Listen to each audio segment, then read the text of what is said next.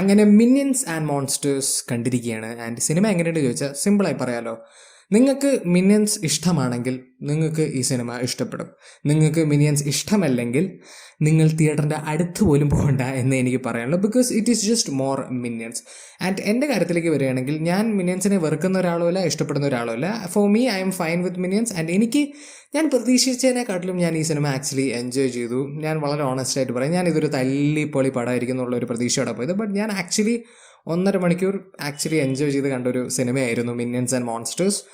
സിനിമയുടെ നല്ല കാര്യങ്ങൾ പറയണമെങ്കിൽ ടെക്നിക്കലി വളരെ മികച്ചു നിൽക്കുന്ന ഒരു സിനിമയായിട്ടാണ് എനിക്ക് ഫീൽ ചെയ്തത്. അതുപോലെ തന്നെ നമ്മുടെ music was also really nice. Voice acting പറയേണ്ട ആവശ്യമില്ല, എല്ലാവരും നന്നായിട്ട് തന്നെ ചെയ്തിട്ടുണ്ട്. ആൻഡ് പടത്തിൻ്റെ മെയിൻ കാര്യത്തിലേക്ക് വരികയാണെങ്കിൽ ഫസ്റ്റ് ഹാഫ് ആക്ച്വലി ജെനുവൻലി ഫണ്ണായിരുന്നു.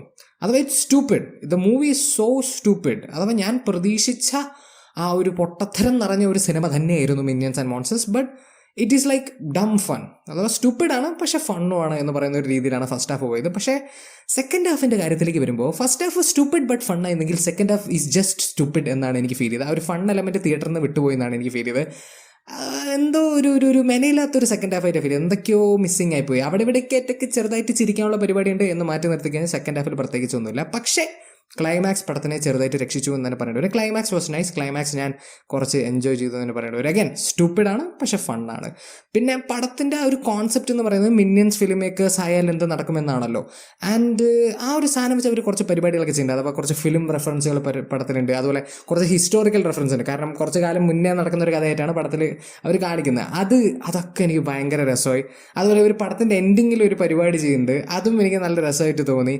അങ്ങനെ കുറേ രസമുള്ള കുറച്ച് പരിപാടികളുണ്ട്, കുറേ രസമുള്ള സീനുകളുണ്ട്. അവിടെ ഇവിടേക്കൊക്കെ കുറച്ച് ചിരിക്കാനുള്ള പരിപാടിയുണ്ട്. അഥവാ ചിരിച്ച് ചത്തു എന്നല്ല പറയുന്നത്, ചെറുതായിട്ട് അവിടെ ഇവിടേക്കൊക്കെ ചിരിക്കാനുള്ള പരിപാടിയുണ്ട്. അങ്ങനെ മൊത്തത്തിൽ എനിക്ക് ആക്ച്വലി ഞാൻ പ്രതീക്ഷിച്ചതിനെക്കാട്ടിലും നല്ലൊരു സിനിമയായിരുന്നു. അഗൈൻ സ്റ്റുപ്പിഡാണ് but ഫണ്ണായിരുന്നു.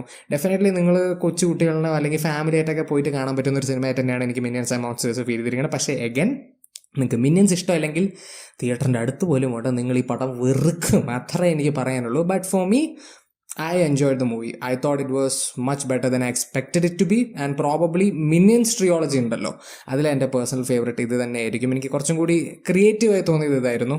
But that is my opinion on Minions and Monsters. നിങ്ങൾ സിനിമ കണ്ടവരാണെങ്കിൽ നിങ്ങളുടെ ഒപ്പീനിയൻ കമന്റ് സെക്ഷനിൽ ഡ്രോപ്പ് ചെയ്യാൻ പറയുന്നത്. ആൻഡ് വീഡിയോ ഇഷ്ടപ്പെട്ടെങ്കിൽ ലൈക്ക് ചെയ്യുക, ഷെയർ ചെയ്യുക, സബ്സ്ക്രൈബ് ചെയ്യുക, നോട്ടിഫിക്കേഷൻ ബെൽ അമർത്തുക. And I will see you guys in next video. By.